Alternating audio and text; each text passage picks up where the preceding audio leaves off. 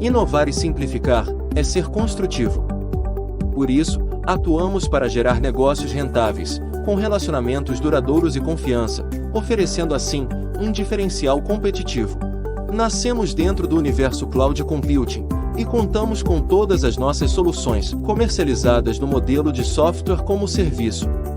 Com mais de 100 mil usuários atendidos em uma rede de plena redundância, com padrões internacionais de segurança, atuamos nos maiores projetos de infraestrutura do país. Para suportar nossa estratégia, temos o Colaborativo, que é uma plataforma, em nuvem, de colaboração do construtivo para gestão de documentos, processos e informações. O ecossistema da plataforma Colaborativo conta com inúmeros players de mercado, para garantir a maior capacidade de integração BIM nos projetos de nossos clientes.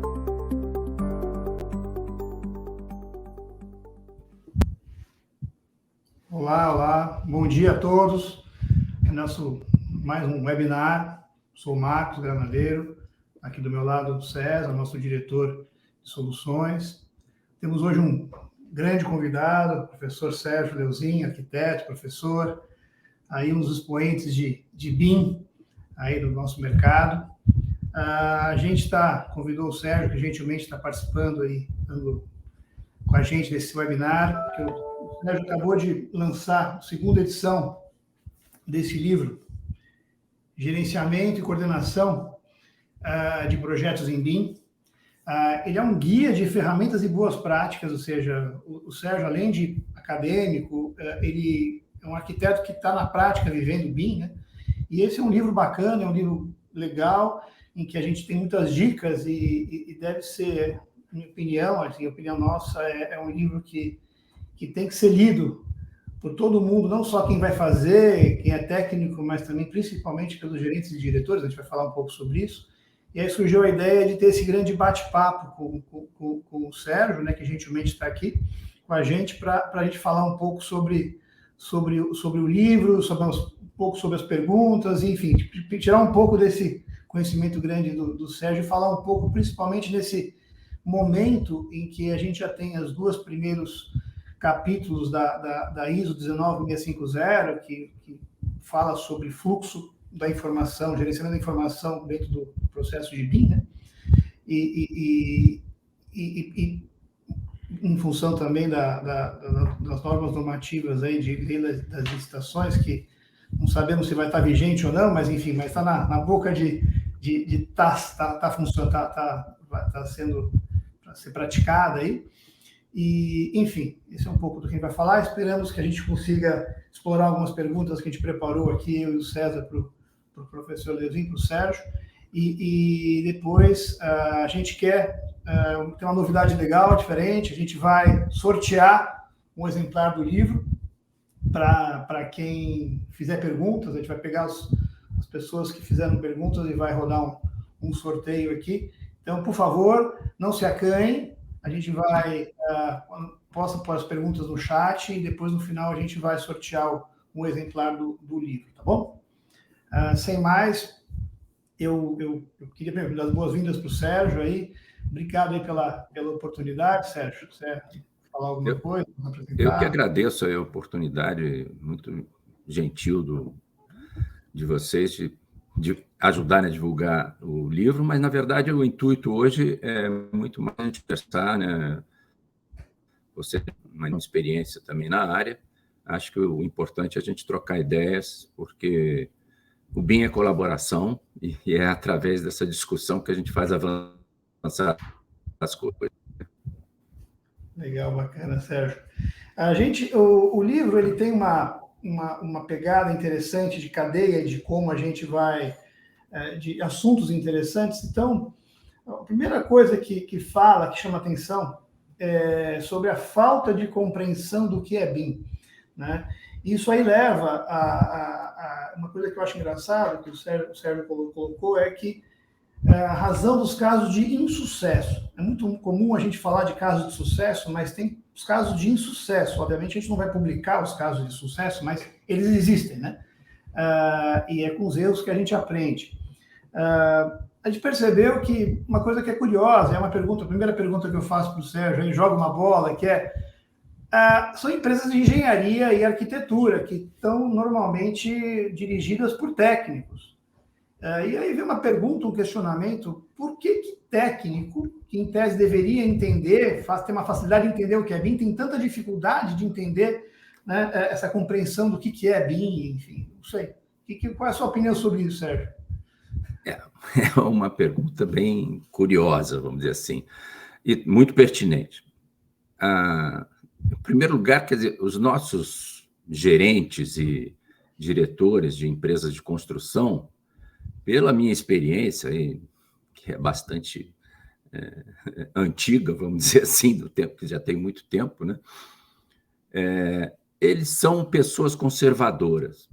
Eu digo sempre que o típico diretor de uma empresa de construção é um engenheiro que teve sucesso, ganhou dinheiro fazendo as coisas do jeito que ele sempre fez. Então, ele é muito pouco receptivo à inovação. São raros os casos, na verdade, ao contrário do que deveria ser, né, já que são técnicos, né, que têm essa percepção. E também porque o BIM ele tem sido mal vendido, vamos dizer assim, né? O BIM ele é uma mudança que alguns, inclusive, estão comparando assim a mudança, guardadas as proporções, claro, a invenção da tipografia. Por quê? Você passa de uma realidade em que você trabalhava com papel, né? Ou seja, você trabalhava com desenhos vetoriais e texto, e passa a trabalhar com dados. Então, essa mudança, que é uma mudança radical, disruptiva, né? Ela, mesmo que seja assim, mais comum hoje em dia eu digo em relação a quando a gente começou a trabalhar com BIM, lá em 2005, né? Ela dentro da organização, ela é uma mudança muito grande. E essa percepção de que é uma mudança de 180 graus nos processos, né? Ela não é bem clara para as pessoas. Então, os casos de insucesso que a gente tem visto é exatamente pela falta de percepção dessa alta direção de que o BIM não é simplesmente uma nova ferramenta que você compra e liga na tomada e começa a usar. Ela precisa ter uma mudança, essa mudança tem que ser muito bem planejada. E aí a gente tem a questão de que eu falei que o BIM é mal vendido. Eu acho que as revendas de softwares BIM, em uma grande parte, não todas, evidentemente, elas trabalham muito no interesse imediato de vender licença, né? E tentam vender isso como se estivessem vendendo BIM, reiterando que não são todas, tá? Mas acontece com uma certa frequência.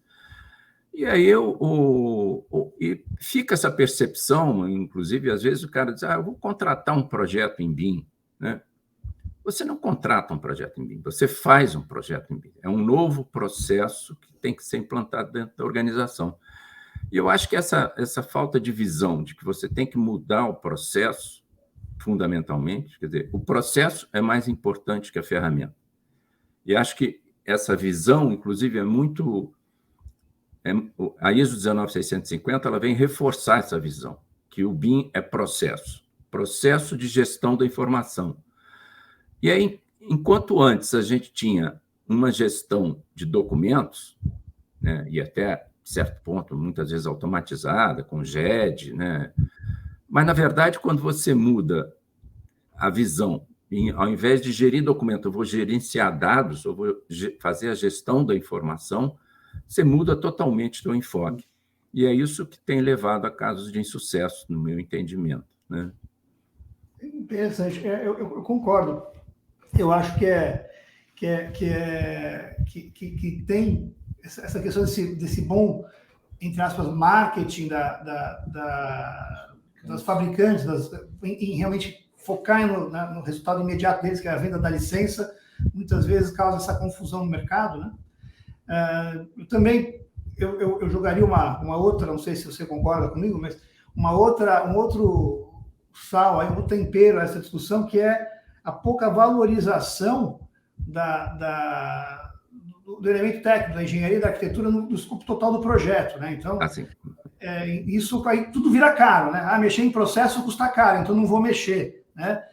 Porque não tem espaço até dinheiro, porque as outras coisas, vamos supor, porcentagem de talvez do jurídico, do corretor, da venda, tal, versus o que se gasta com a parte técnica é muito maior, né? Não sei se isso também faz sentido. Não, você tem toda a razão. Inclusive, desculpa, tem um caso gritante. Houve uma licitação para aquela reforma de um prédio na Esplanada, né, poucos anos atrás, em que havia uma exigência que a construtora, como era um projeto em BIM, feito lá em BIM já pelo governo, a construtora teria que ter expertise em processo BIM, inclusive porque ela ia desenvolver o projeto executivo como parte do contrato, como se costuma fazer, infelizmente, por aí, né? E era exigido que fosse um consórcio entre a construtora e um escritório de projetos, ou alguns escritórios de projetos. E uma construtora foi contra essa questão, e o TCU emitiu um acórdão que ele ressalta exatamente o que você falou. O projeto é uma parcela irrelevante do contrato. Bom, irrelevante em termos de dinheiro, infelizmente, né? Mas é completamente relevante para o empreendimento ir na direção certa, né? Então, há uma desvalorização do projeto, sim, que se reflete numa má remuneração do projeto. Eu sempre insisto nesse ponto, quer dizer, se você compara as taxas de remuneração de projetos no Brasil com a Europa e Estados Unidos, as nossas são vergonhosas. E aí fica aquela questão também de que os softwares de projetos, as nossas ferramentas de trabalho, estão cada vez mais caras, e a tendência é que elas fiquem mais caras ainda, porque elas ficam mais poderosas, e é muito interessante que, ao se tornarem mais poderosas, elas dão mais produtividade ao trabalho de projeto também, ao trabalho de gerenciamento, né? Com isso, você precisa de menos gente, ou seja, você vai vender menos licença, então tem que vender mais caro. Então, o nosso futuro, vamos dizer, nesses termos, é bastante preocupante, porque você estaria tendo que passar... Hoje em dia, já uma parcela significativa do faturamento de um pequeno escritório de projeto vai para as licenças. E a tendência disso, infelizmente, é aumentar. É verdade. Não, você está 100% certo. Avançando para um outro tema, que é os benefícios do BIM, né? Uma coisa que eu acho que eu queria ouvir o seu comentário nosso setor é um setor muito mal posicionado em termos de produtividade, né? Ou seja, comparado com os outros setores. E um dos atalhos para a gente sair dessa situação é os sistemas de informação. É justamente essa que é onde a ISO 19650 está indo na veia, né? Para tentar organizar e melhorar, né? É essa a sua percepção? O que você vê sobre esse tema de produtividade? Com certeza. A gente precisa ter Só que a gente está começando esse processo de digitalização. O pessoal, às vezes, fica deslumbrado com as coisas que a gente já consegue fazer, mas, na verdade, a gente está no começo de uma caminhada de digitalização. O que a gente tem pela frente é muito mais a fazer do que já foi feito até agora, principalmente na integração da cadeia de produção, né? Hoje em dia, você tem que fazer uma série de desenhos para, por exemplo, passar para todos os fornecedores de esquadrias, de drywall, etc. e tal. Ora, eu não deveria fazer isso. Na verdade, eu poderia fazer um modelo e nem entrar no mérito de como deve ser feito a estrutura do drywall, por exemplo, porque isso tem gente que conhece o assunto muito mais, são os fornecedores. Então, uma vez que você tenha desenhado realmente só a casca dessa parede, você pode passar essa informação para os fornecedores e eles assumirem tudo, e você ter um modelo de licitação mais precoce e muito mais eficaz em termos de rentabilidade, tanto para a construtora quanto para o fornecedor, né? Você nota que a gente está deslocando funções que hoje estão distribuídas em diversas categorias para uma outra forma de acontecer. E é claro que nisso aí abre espaço para você automatizar, por exemplo, todo esse processo de detalhamento do drywall, no exemplo que eu estou dando, né? que é um exemplo, inclusive, que nem é meu. Esse case é da IPAR, uma empresa que faz exatamente esses processos de automação desses subprojetos ou projetos complementares, sei lá, não é o melhor nome, mas a ideia é essa, né? São projetos de produção, ou seja, você pode trazer o projeto para de produção muito mais cedo.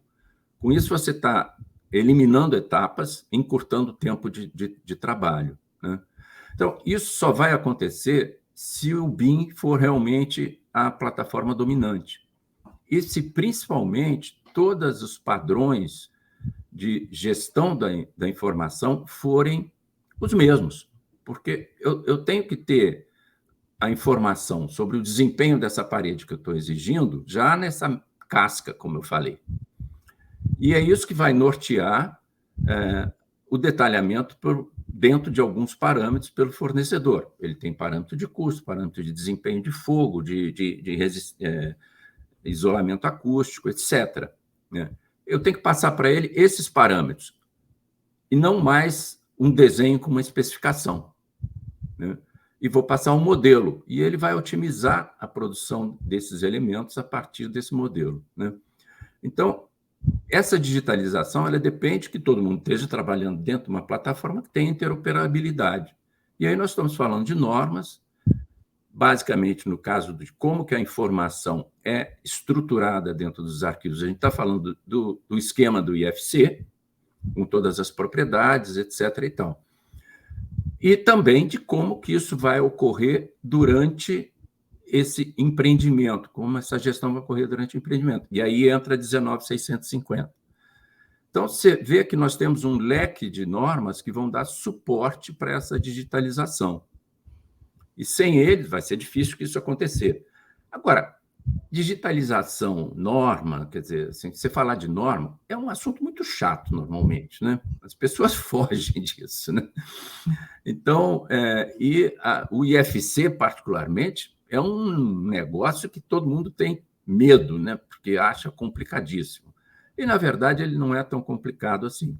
A essência dele é uma coisa bastante simples, você dizer quais são as propriedades que você tem que atribuir a determinados objetos, né?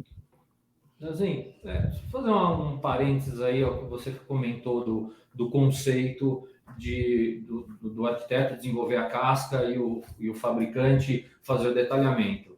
A gente já tem exemplos positivos, principalmente na indústria de energia, em que o fornecedor faz o detalhamento da sua especificidade, daquilo que ele entrega, né, e não cabe ao projetista questionar como vai ser a especificação, o detalhamento e os desenhos de fabricação e etc.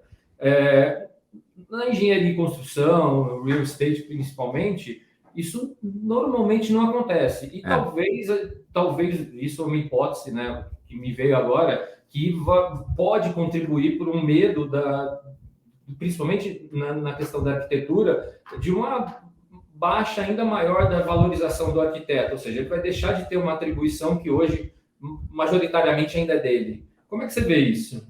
Eu discordaria dessa visão. Na verdade, o arquiteto ele vai ter uma posição mais relevante ainda. Acredito eu que, inclusive, ela é, de certa forma, uma retomada da posição de maestro da construção que o arquiteto tinha até a década de 20, por aí, entendeu? Em que, inclusive, eram engenheiros arquitetos, né? Foi em 1927 que deixaram de ser engenheiros e arquitetos e passaram a ter arquitetos e engenheiros, né? Então, essa posição de ser mais generalista, e, inclusive, quando eu digo que ele vai ser uma toda essa informação gestor. E, na minha visão, esse gestor principal vai ser o arquiteto, ou a arquitetura, vamos dizer assim. Porque ele não vai... ele não vai ter que detalhar internamente lá, no nosso exemplo aqui do drywall, como são os montantes, quantos parafusos tem, até porque ele normalmente não sabe fazer isso, né? Mas ele vai dizer o que interessa daquela parede, que ela tem que ter tal isolamento acústico, que ela tem que ter um custo, tem que ficar situado dentro de determinados limites, etc. e tal. às vezes, é muito mais fácil você desenhar 2 linhas e dizer que é drywall do que fazer toda essa especificação. Então, a capacitação desse profissional, ela vai mudar, ela precisa mudar para que ele consiga fazer essa nova função, que nem é nova nada. Na verdade, eu, como sou das antigas, a gente trabalhava, de certa forma, fazendo essas coisas todas, só que agora é muito mais fácil de fazer. E principalmente porque esses dados eles vão estar em bases de dados públicas. Nós já temos aí o BSDD, né, o dicionário de dados da Building Smart Data Dictionary, né, que você pode conectar aos aplicativos de projetos e verificar se os dados estão completos em relação àquele tipo de material, etc. Então, isso é uma coisa que está muito no começo agora, mas isso vai ter que se tornar corriqueiro. E a gente precisa ter do lado dos fornecedores a padronização dessas informações. Se você pega uma informação de um produto qualquer no Brasil, de uma bomba, ou de um ar-condicionado, tá? Ou de um split, ou do que for, e vai comparar com a de um outro fabricante, normalmente as especificações elas não batem, não só na especificação do material, mas assim nas categorias que descrevem aquele material. A gente tem uma dificuldade muito grande em fazer uma especificação, porque essa categorização das propriedades dos elementos, elas variam. Se eu pego um fornecedor de um mesmo material, de outro material e equipamento, elas costumam ser bastante diferentes, especialmente na parte dos equipamentos. Então, a indústria tem que se preparar para isso também. E basicamente é isso, ela tem que coordenar dentro do setor que está ligado o tipo de informação que é relevante para cada tipo de componente.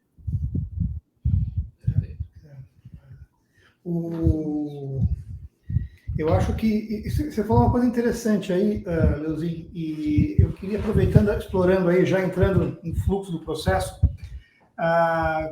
você esclarecesse um pouco, que eu acho que dá muita confusão, e aí entra um pouco mais agora o lado acadêmico do Leozinho aí, a questão do conceito desse nível de detalhe, que é uma coisa dos componentes, versus o nível de informação necessária, versus o que tinha antes, enfim. Como é que é esses conceitos todos se interlaçam, digamos assim? Na verdade, esses conceitos todos também vêm sofrendo uma evolução. Quando começou o BIM, o que apareceu foi o nível de detalhe. E, inclusive, veio de início, o LOD era isso, era nível de detalhe, level of detail. E era uma coisa vinculada ao grafismo, vamos dizer assim, a representação daquilo, né? O desenho, né? O desenho gráfico, vamos dizer assim. Quanto mais avançado, mais detalhe tem que ter. E as pessoas começaram a perceber que o importante não era tanto essa representação gráfica, mas era a informação. Não adianta eu fazer um desenho todo detalhado de alguma coisa se eu não especificar o que é aquilo. E muitas vezes é mais importante eu especificar do que eu fazer o detalhamento geométrico, porque realmente o detalhamento geométrico muitas vezes é uma questão que resulta lá do processo de produção, da forma, etc. e tal. O detalhamento, não a geometria geral, né? Então, se passou de uma visão de nível de detalhe gráfico, que é importante para algumas funções, mas que não é importante para outras.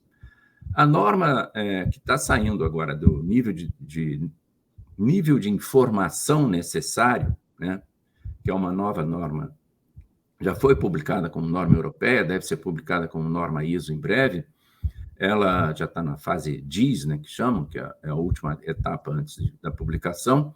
Ela vem esclarecer isso, e ela é muito interessante, porque ela mostra assim, como que um mesmo objeto ele tem informações relevantes para um uso e precisa de outras informações relevantes para outro uso, né? Se eu estou fazendo uma análise energética de um prédio, eu normalmente vou pegar mais um envelope, né? E as características desse envelope. E vou ter alguns dados de uso interno, da geração interna de calor, etc., mas o que me interessa é esse envelope. Eu não estou muito preocupado com os detalhes desse envelope, né? Então, eu quero uma informação que é só do envelope. Agora, se eu vou trabalhar em outras instâncias, eu vou querer ter um detalhamento da fachada, até para ver visualmente, né? Então, isso são informações que devem estar no mesmo local, coordenadas entre si, que eu tenho que poder ver isso de diversos modos. Para eu enxergar isso de diversos modos, existe uma outra norma, né? Que é a que define os MVDs, os Model View Definition, ou seja, que é o filtro que eu vou aplicar para chegar para mim as informações que interessam. Porque senão eu vou receber uma montanha de informação e eu vou ter que fazer o trabalho de discernir nela o que é importante, o que é muito trabalho, né? Bastante esforço, e, além do mais, eu posso errar. Eu posso achar que alguma coisa não é relevante quando é. Então, por isso que é importante esse esforço que a gente tem que fazer ainda de definir as informações relevantes para cada tipo de uso. Isso implica não só nessas bases de dados dos fornecedores, como também nessas ferramentas para você visualizar adequadamente.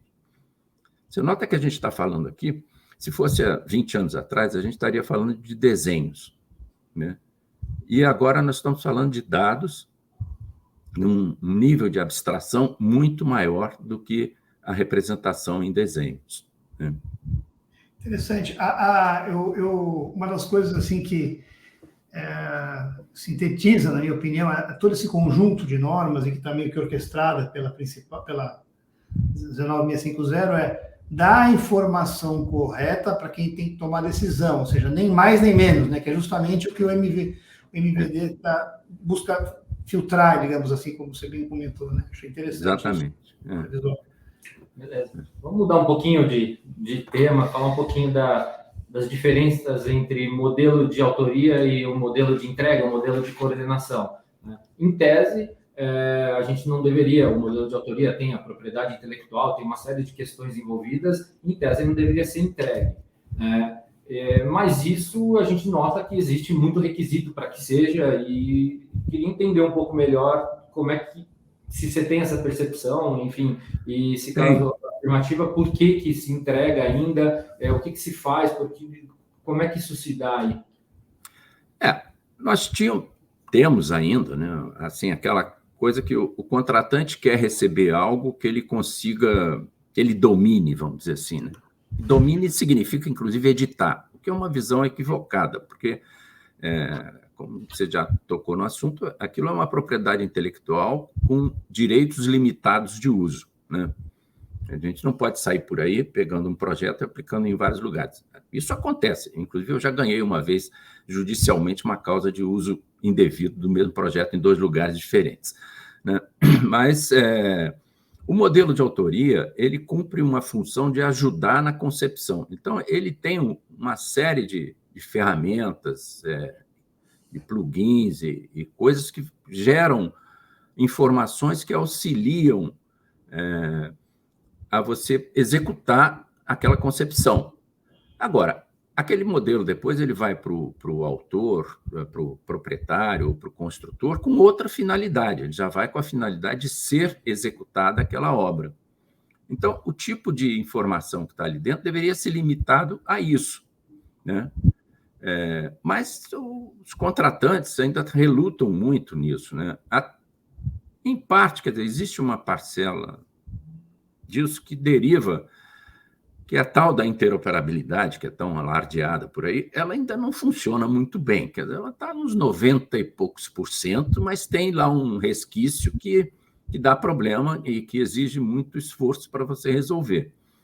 Então, acaba que o contratante quer a solução mais fácil. Me entrega o arquivo de autoria, ou mesmo que não seja exatamente de arquivo de autoria, me entrega um arquivo editável, porque ele acha que é nesse arquivo que ele vai ter todas as facilidades, o que não é absolutamente verdade.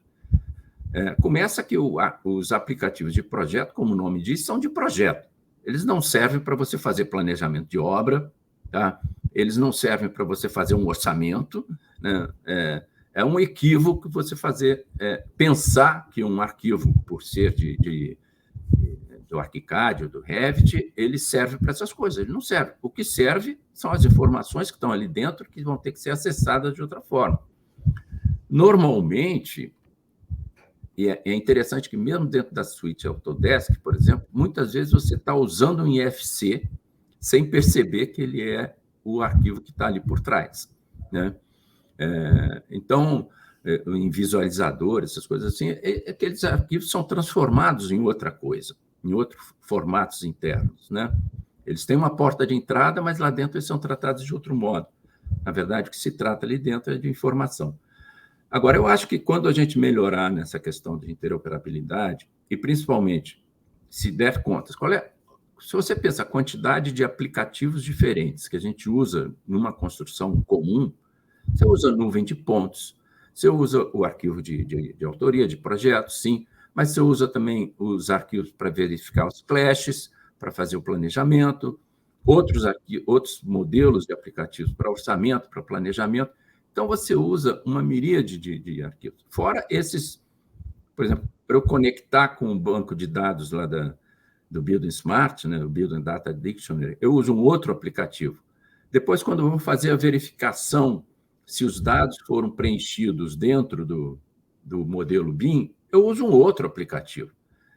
Então, assim, a gente usa uma suite de coisas, né, de aplicativos, e que a única coisa que eles têm em comum hoje em dia é que todos eles usam o IFC. Né? Ainda que tenha um monte de problemas nisso. Não vou dizer que isso é o santo graal, não. Não é de jeito nenhum. Dá uma trabalheira danada, às vezes.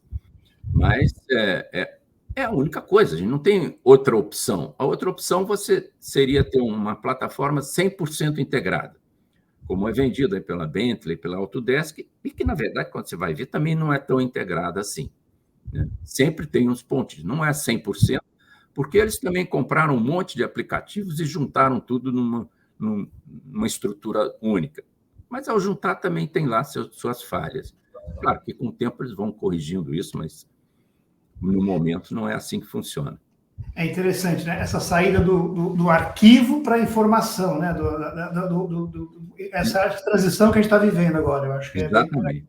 E aí a gente tem que padronizar a informação para que ela consiga transitar de um para o outro tranquilamente. Né? Focar no I do BIM, né? Exatamente. Ainda indo dentro dessa linha, né? Você tem um termo interessante no livro, que é o As Built in BIM.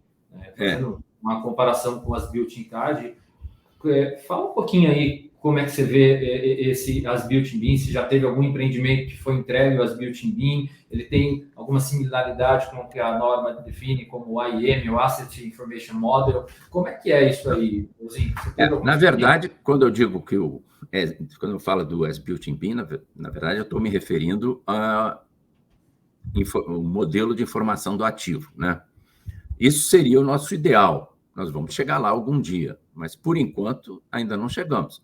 A gente está engateando, a gente já está com uma enorme dificuldade, porque a gente faz o projeto em BIM, vai para a obra e a construtora tem que lançar lá se houve ajustes. Normalmente, teoricamente, deveriam ser muito poucos os ajustes, uma vez que o projeto em BIM ele está lastreado, vamos dizer assim, informações mais consistentes e fornece informações mais consistentes. Mas, ainda assim, sempre ocorrem imprevistos e, principalmente, a construtora tem que agregar um volume muito grande de informação sobre o processo de execução, sobre os equipamentos que estão lá, então, sobre os termos de garantia, de aquisição dos equipamentos, que isso vai ser transportado depois para manutenção e para operação.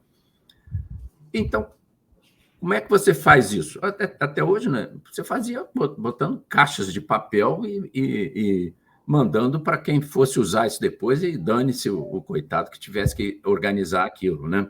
Quando vai passar para um sistema de operação e manutenção predial, aquilo é um inferno. Agora, você tem que organizar isso durante a obra e também tem que pegar o modelo e, eventualmente, se houve alguma pequena alteração na posição da tubulação. Então, a questão é que, realmente, a construtora tem que montar um modelo que passa a ser no LOD 500.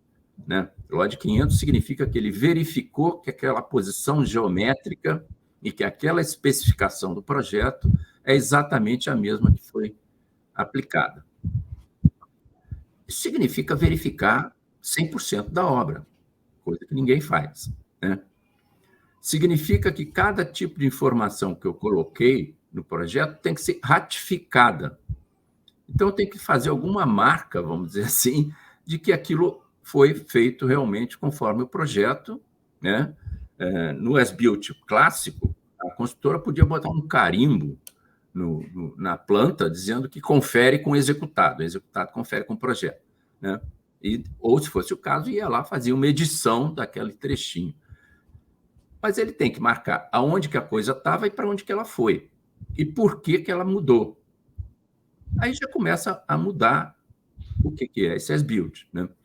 Nós já temos um caso, tá, de as-built em BIM parcial. No caso, a informação foi lançada no modelo sobre posicionamento, o posicionamento foi ratificado pela consultora. Na verdade, o segundo caso está em execução agora, né? Mas é um processo, esse negócio é muito difícil, porque a consultora tem que se dar conta, em primeiro lugar, que o as-built é feito durante toda a obra, e não só lá no final.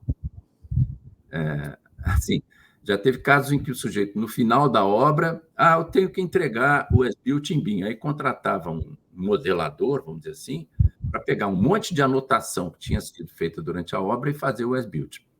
Isso não definitivamente não é o que deve ser feito. Você tem que ter uma equipe para fazer isso. Você tem que ter as ferramentas de medição para fazer isso durante a coisa, seja com laser, ou seja com fotometria, né?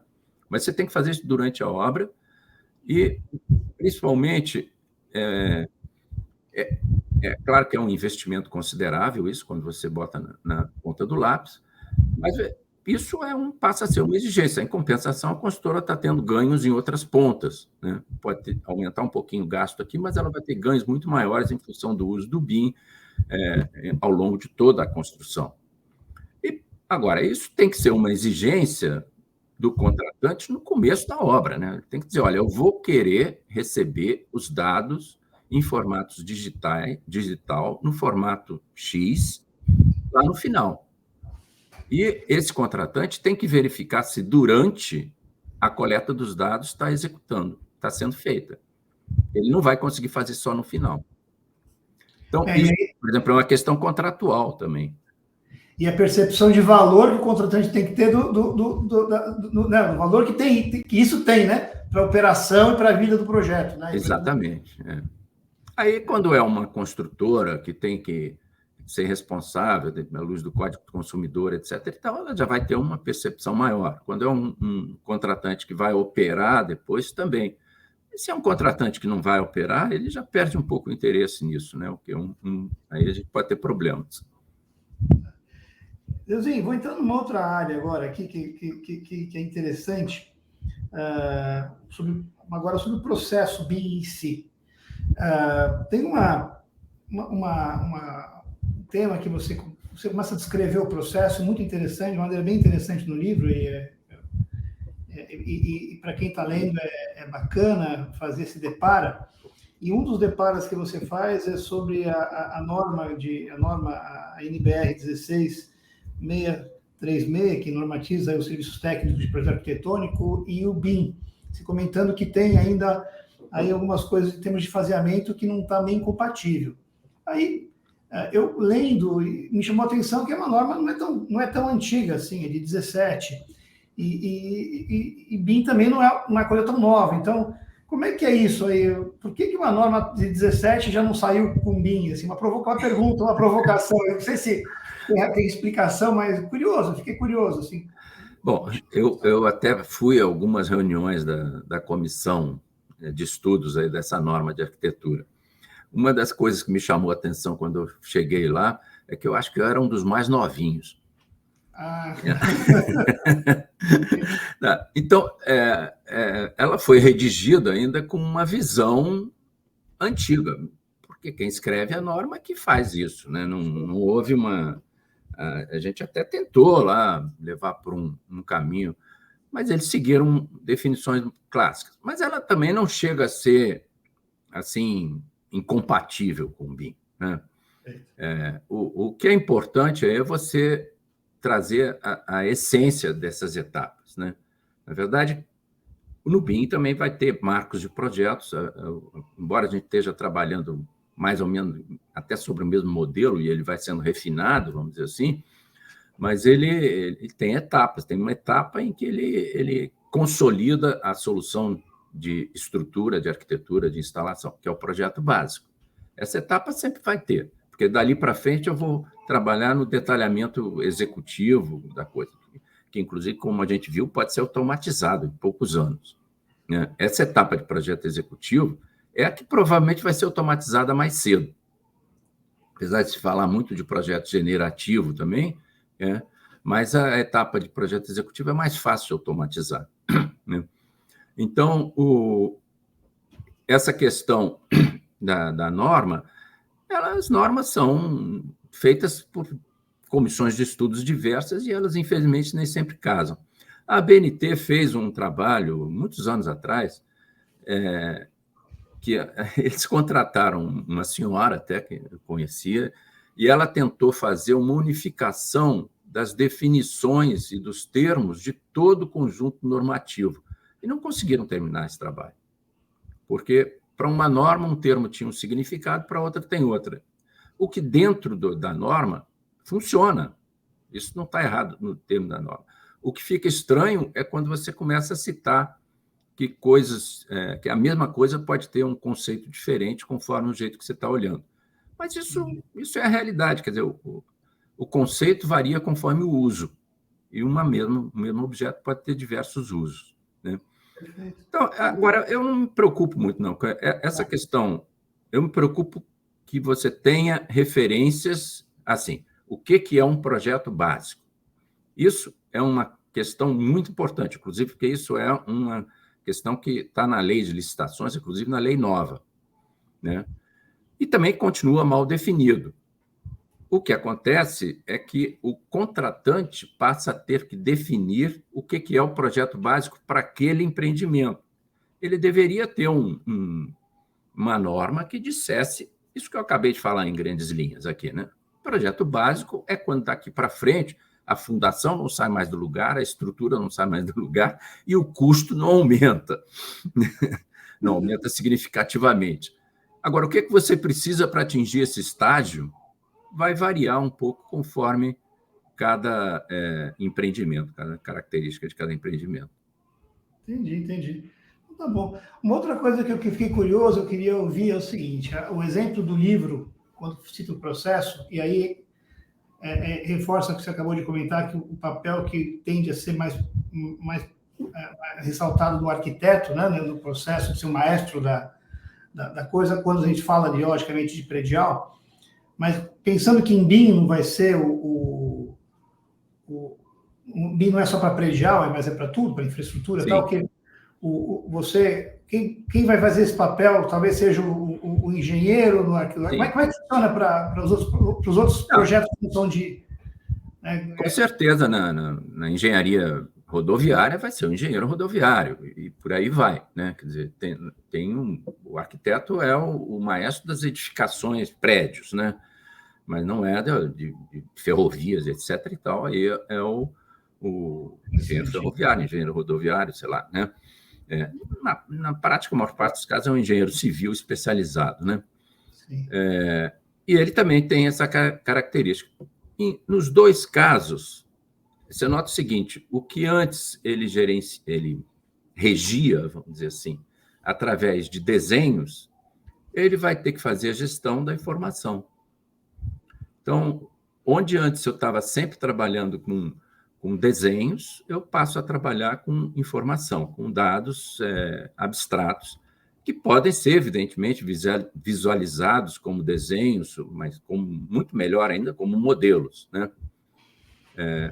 Eu acho interessante, porque quanto mais você... Eu sempre cito o caso das obras que a gente fez e que a gente só descobriu que nunca foi nada plotado quando foi fazer a licitação da obra, e que nunca ninguém tinha plotado nada.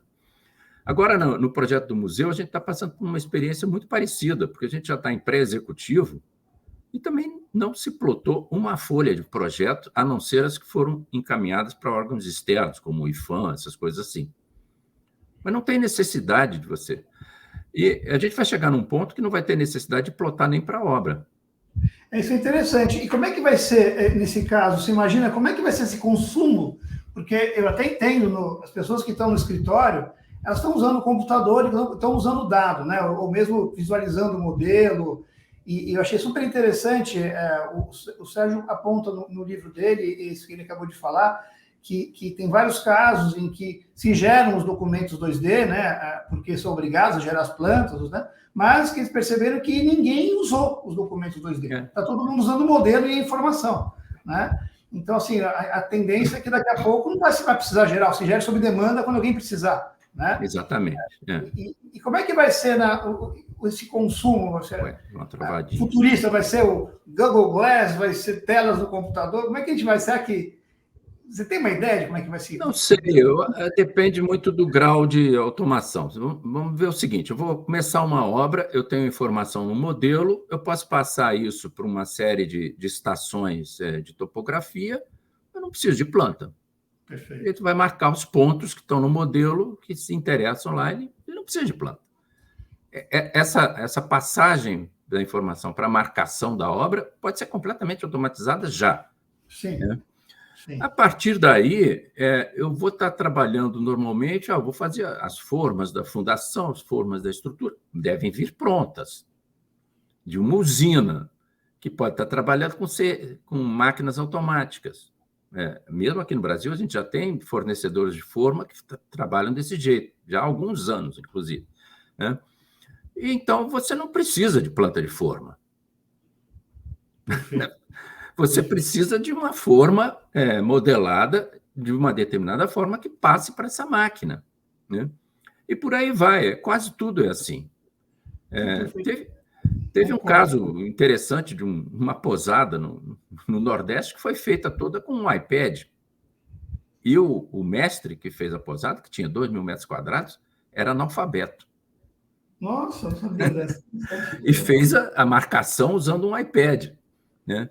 Então, esses casos assim, eu mesmo já assisti em obras o caso de que do encarregado chegar e olhar o modelo e ele entende muito mais fácil no modelo. Se você usar ferramentas de realidade aumentada para, por exemplo, o pessoal que vai fazer montagem na obra, é muito mais fácil do que você usar um monte de prancha. Né?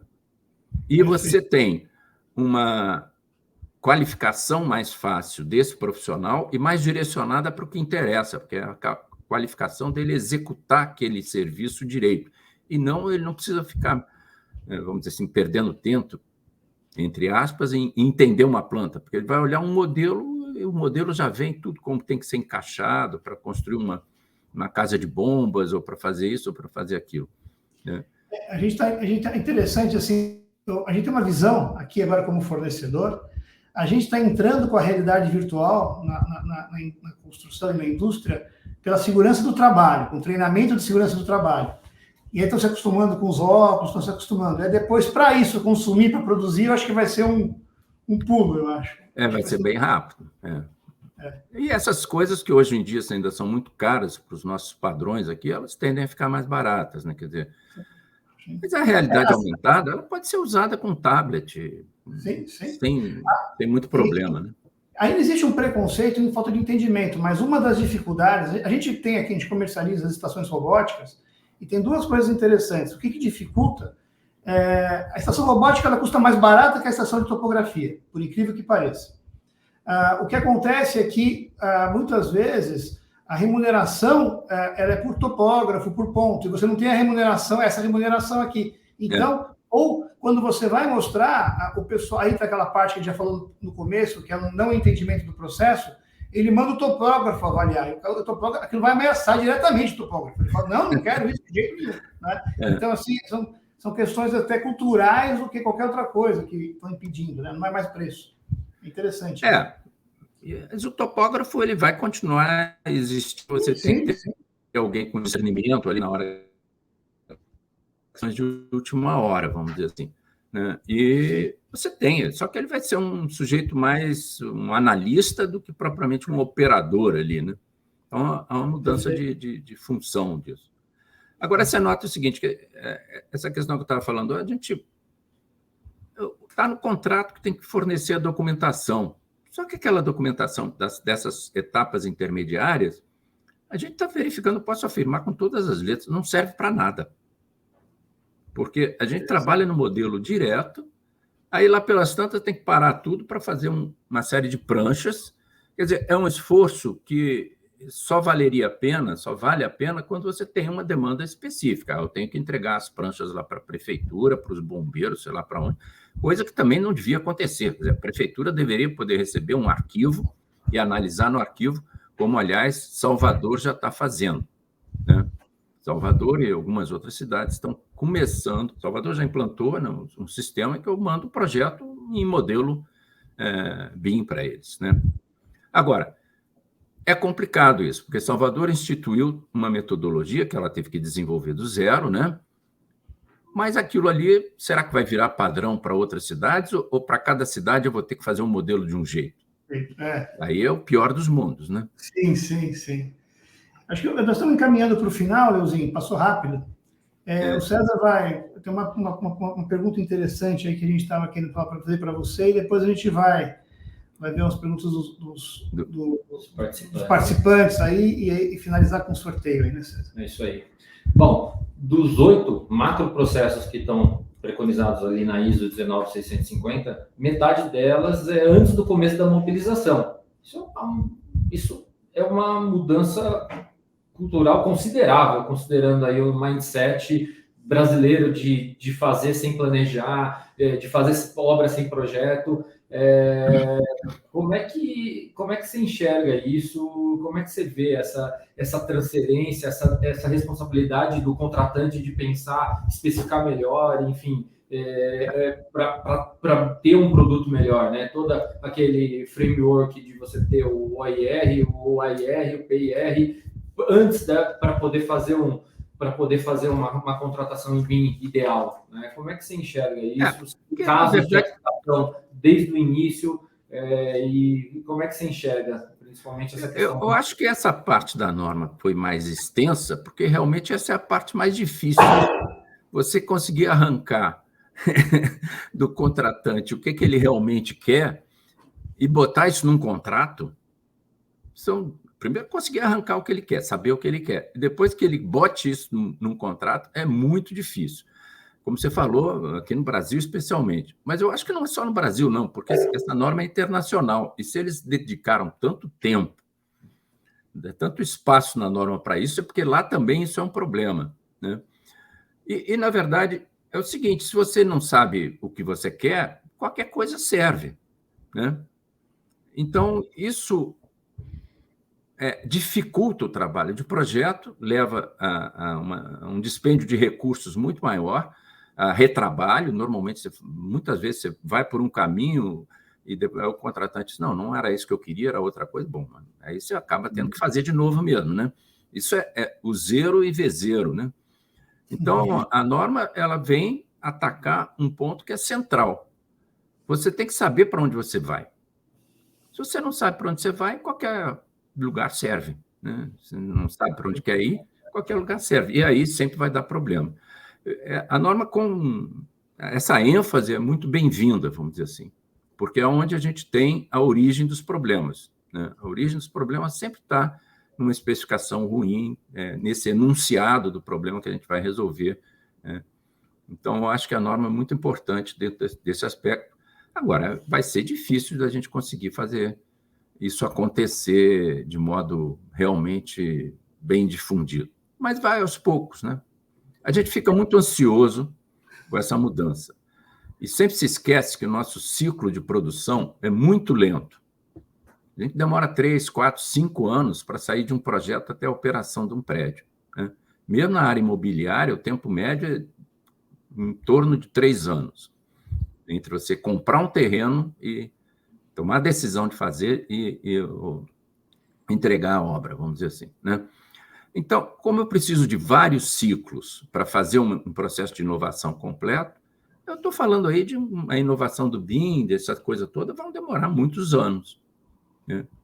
Então, a gente tem que ter um pouco de paciência nisso também.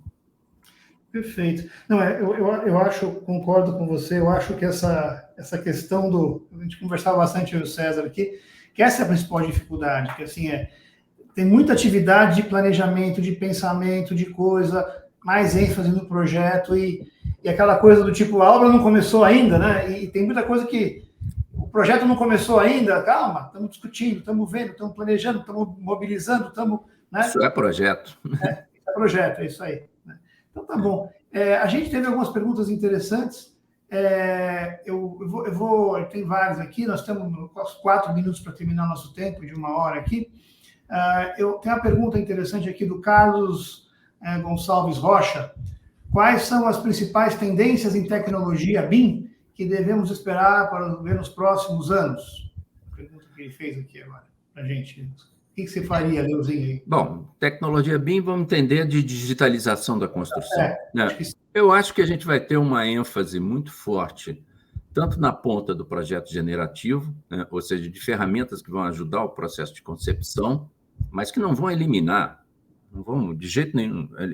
O que vai é que essas ferramentas tornam o trabalho de concepção mais ágil, né? E mais preciso, vamos dizer assim.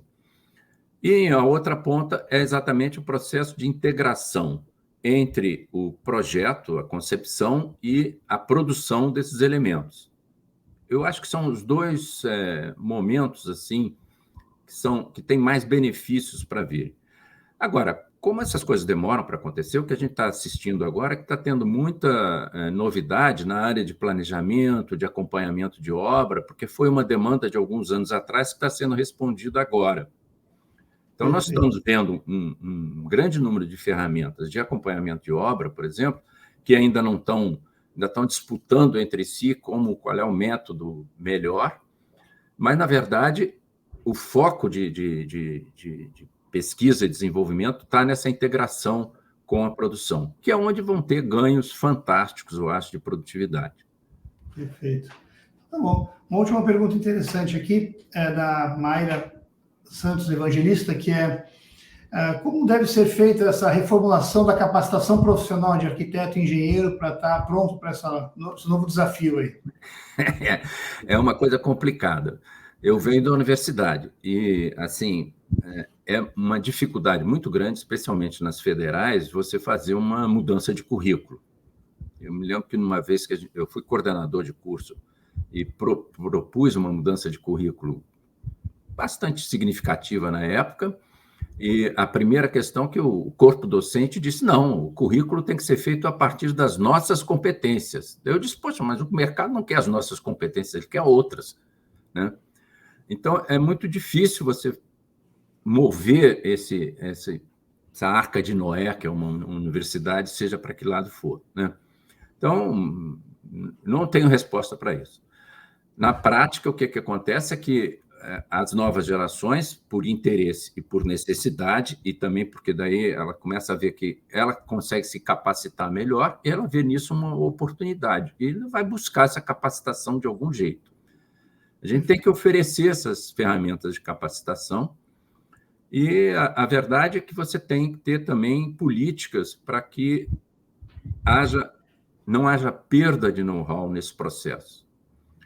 Porque um engenheiro, um arquiteto experiente, ele tem um know-how próprio ali que demorou anos para se criar, né? Eu não posso despedir ele e botar um arquiteto novinho só porque o cara sabe operar o Revit. Ele sabe operar o Revit, mas não sabe fazer projeto, né? Então, você tem que ter um casamento. Os japoneses costumam fazer isso, quer dizer, eles, desde muitos anos, eles têm a prática de que quando um sênior está perto de se aposentar, ele ganha um assistente. Desculpe o cachorro, ele está latindo, né? Ele ganha um assistente que vai acompanhar esse sênior durante os últimos 4 ou 5 anos dele para aprender com um sênior. E você tem essa aposentadoria programada, vamos dizer assim, né? E, ao mesmo tempo, esse assistente ele pode ter conhecimento dessas novas ferramentas e ajudar o sênior a aplicar o conhecimento dele nessas novas ferramentas. Então, você tem que ter um planejamento de mudança de geração, né? Perfeito. Eu tenho uma provocação, assim, a gente tem eu tenho uma dúvida em relação a isso. Eu lembro quando teve a migração do processo de papel para o CAD, que começou a ter muito erro de projeto, na engenharia principalmente, na infraestrutura, e eu conversava com o pessoal mais velho, o pessoal falava, está faltando tempo de prancheta. Era aquele tempo que o desenho ficava na prancheta e o pessoal ficava tomando um cafezinho, olhando e tendo ideia. Isso no CAD não existe mais, né? Então, assim, foi justamente o que você falou, assim, era uma juventude que sabia mexer no CAD, fazendo, faltou aquele tempo de maturar e de discutir, muitas vezes, uma solução, e os projetos acabaram dando uma qualidade no primeiro momento, abaixou a qualidade para depois se resolver o problema e voltar ao patamar original, né? Então foi interessante. No BIM acontece uma coisa parecida, o pessoal fica deslumbrado com a tecnologia, com o modelo, não sei o quê, e às vezes não olha a essência, não olha, bom, mas isso aqui que está feito realmente atende? Inclusive porque a gente tem uma tendência, por exemplo, vou fazer uma análise do modelo, é Clash Detection. Não é Clash Detection. Clash Detection é a parte mais fácil de ser feita. Você manda fazer, roda e pronto, aparece ali. Agora, será que aquela solução é a melhor solução realmente? Será que eu tenho espaço de manutenção? Será que eu consigo montar esse troço? Aí não é o verificador o model checker que vai ver isso, entendeu? É o operador que tem que ter sensibilidade, tem que ter conhecimento de obra. E aí você traz um outro problema, porque como você está fazendo uma construção virtual no BIM, você tem que conhecer construção. Não adianta você ser um grande operador de aplicativo de projetos se você não conhecer construção. E a gente tem uma enorme dificuldade de levar os alunos para conhecer construção. Até porque, como é que você vai botar... Quando eu dava aula, eu até na época já tinha muito contato com construtora, etc. e tal, e sempre queria levar os alunos para visitarem a obra. Agora, você levar 30 acelerados, tem que ter bota, tem que ter capacete, tem que ficar tomando conta para o cara não se meter onde não deve. É um distúrbio na obra imenso, entendeu? Não, é impossível, cara. A gente acabava desistindo, porque era uma dificuldade você conseguir uma oportunidade. Então, você tem que ter uma forma desse pessoal ser absorvido na prática individualmente. Eu acho que uma das grandes propostas é a que existe em Cuba, que existe na Holanda, que existe em outros países europeus, que é a residência. Você só ganha o diploma depois de 2 anos de residência. Interessante. Perfeito. E mesmo os arquitetos, por exemplo, têm que fazer residência em obra. Não é residência em outro escritório de projeto. É residência em obra. Ele tem que trabalhar em obra. Perfeito. Leuzinho, muito obrigado. Está terminando o nosso tempo. Eu vou pedir para a organização, quem foi que colocou pergunta, aí, ver qual foi o sorteado, aí, colocar no texto aí. Mais uma vez... esse aqui é o livro do professor Sérgio Leuzinho, recomendo muito, é um livro gostoso de ler, tranquilo, é quase um bate-papo de alguém super experiente como o Sérgio, que já fez vários projetos em BIM e conhece tudo de arquitetura, contando um pouco a experiência dele. Tá bom? Eu acho que vale a pena, recomendo, está aí na descrição do vídeo, vai ficar sobre o livro, e eu acho que até não ganhamos nada com isso, é mais uma coisa que a gente acha que é para ajudar o mercado, e a gente acredita muito no livro que a gente viu aqui. E parabéns pelo livro, Sérgio, é muito bacana. Eu que agradeço a oportunidade de conversar com vocês, eu tenho tido uma experiência muito prazerosa de trabalhar com vocês também. Uso suas ferramentas, né? O César aí vive recebendo meus pedidos devo ser um usuário mais chato de todos, que vive pedindo para mudar as coisas. Com certeza também. Mas são sugestões para te dar mais trabalho ainda, César. Você ajuda a gente a conceber soluções melhores. Isso aí. Grande abraço. Abraço a todos. Obrigado a todos. Até mais. Boa tarde a vocês. Tchau, tchau.